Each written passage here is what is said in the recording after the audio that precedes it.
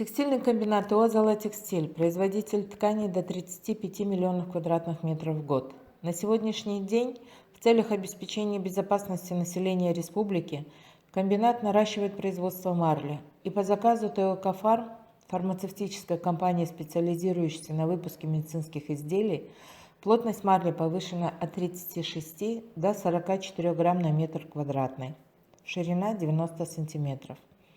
Учитывая экстренную ситуацию и важность временного фактора, комбинат предлагает для пошива масок как средств индивидуальной защиты отбеленную 100% хлопчатобумажную ткань с низкой плотностью от 105 до 136 грамм.